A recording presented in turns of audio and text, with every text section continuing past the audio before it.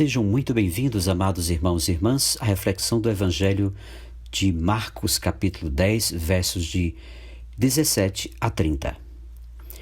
Segundo este Evangelho, latifundiários e donos de fortunas nesta vida não herdarão o reino de Deus. Nós vamos acompanhando a reflexão deste Evangelho com 3 pontos. Primeiro, a história de um discípulo frustrado. No outro, encontramos a pergunta: será que o rico se salva? E o terceiro, deixar tudo para participar da nova sociedade. Este é o rosto do Evangelho de Marcos, neste domingo.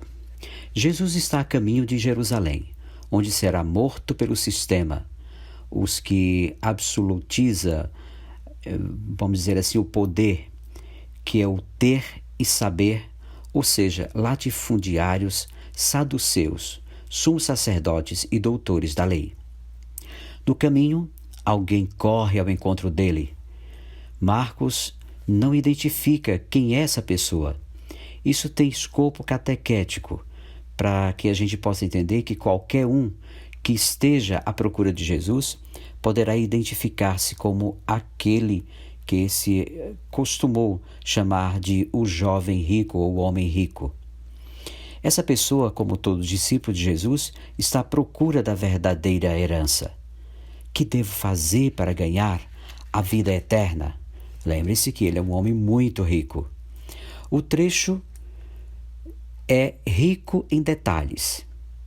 Marcos mostra esse homem correndo, ajoelhando-se diante de Jesus. É bom notar o contraste com a atitude da mudança que sofria de hemorragia. Aquela mulher sofria de hemorragia. É alguém que se sente livre, senhor de si, inteligente, por isso pode abordar o mestre de frente. Mas na ótica da primeira leitura dessa liturgia de hoje, é um insensato. O encontro com Jesus é determinante, porque o Mestre lhe mostrará como exigência fundamental para estar com ele o caminho que supera as prescrições da lei. Acerca dos mandamentos, recordamos no texto que diz respeito à justiça social. Não matarás, não cometerás adultério, não roubarás, não levantarás falso testemunho, não enganarás, honrarás teu pai e tua mãe, e daí em diante. No verso 19, note-se que Jesus não faz nenhuma exigência em relação a Deus. Tudo diz respeito às relações sociais justas, o respeito pela vida, a propriedade e a prioridade, a integridade e bens vitais dos outros, bem como o respeito por aqueles que foram a origem da vida das pessoas, pai e mãe. O mandamento "não enganarás" diz respeito às normas que estão em Êxodo e também em Deuteronômio. Trata-se de não reter o salário dos empregados, forma de evitar o acúmulo injusto do capital. É também a síntese do verso 9 e 10, mandamentos que proíbem a cobiça e os delitos contra a propriedade. Deus, portanto, nada pede para si. O que fazemos às pessoas é a Ele que o fazemos. A resposta do homem rico é surpreendente. Mestre, tudo isso tenho observado desde a minha juventude. O interlocutor de Jesus é o que se poderia chamar de justo na vivência da lei e da religião. Tem consciência de não haver cometido injustiças ou acumular riquezas. Sua fortuna é vista como bênção de Deus e ele crê não ser necessário fazer mais nada para ser discípulo de Jesus e possuir a herança, ou seja, participar do reino. Jesus lhe mostra que não basta não ter feito nada de mal, não ter prejudicado pessoa alguma. É preciso ir além, porque a riqueza não é bênção, e sim impedimento e carência. Só uma coisa lhe falta: Vá, venda tudo o que tem e dê aos pobres, e você terá um tesouro no reino do céu. Depois, venha e siga-me. Aí está o novo da mensagem de Jesus, a novidade do ser cristão.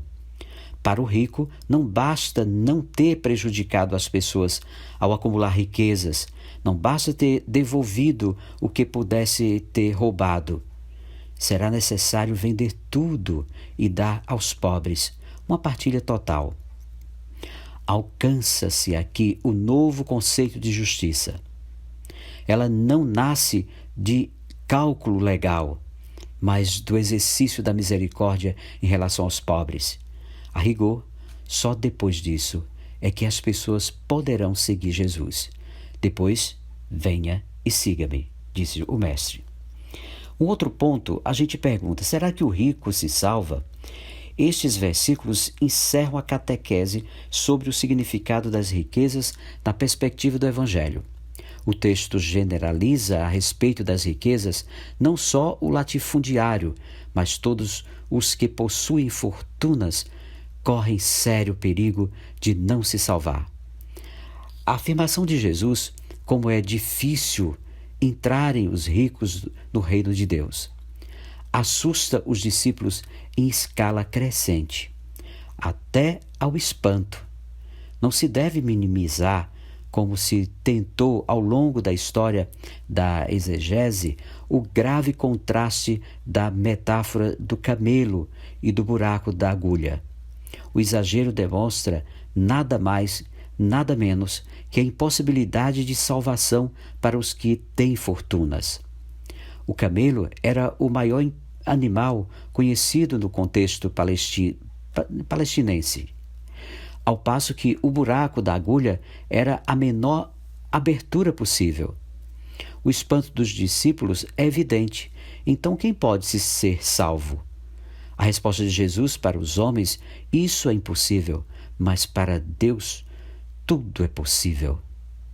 Para Deus tudo é possível. Não quer aliviar a tensão. O que é possível para Deus, salvar o rico apesar de seu acúmulo de riquezas, ou tocá-lo para que se abra a nova justiça, venda tudo e depois siga Jesus? A riqueza que não é posta a serviço da sociedade é dinheiro iníquo e por isso não é sinal de justiça, mas de pecado. E para finalizar, o terceiro ponto, deixar tudo para praticar e participar da nova sociedade. O verso 28 mostra Pedro, representante dos discípulos, sintetizando o que eles fizeram para estar com Jesus. Em caráter permanente, deixaram moradia, laços familiares e posses, casa, irmãos, irmãs, mãe, pai, filhos, campos. O discípulo de Jesus é capaz de deixar tudo para seguir o Mestre. Jesus garante: quem tem coragem de fazer isso, começa a participar da nova sociedade, tendo Jesus como único Pai. E note-se que na recompensa dada aos discípulos não se menciona o Pai terreno. A nova sociedade tem Deus como Pai de todos e todos são irmãos. Jesus afirma que quem deixa acaba recebendo 100 vezes mais. Participa da nova sociedade que tem como ponto de referência os valores evangélicos da fraternidade e partilha dos bens.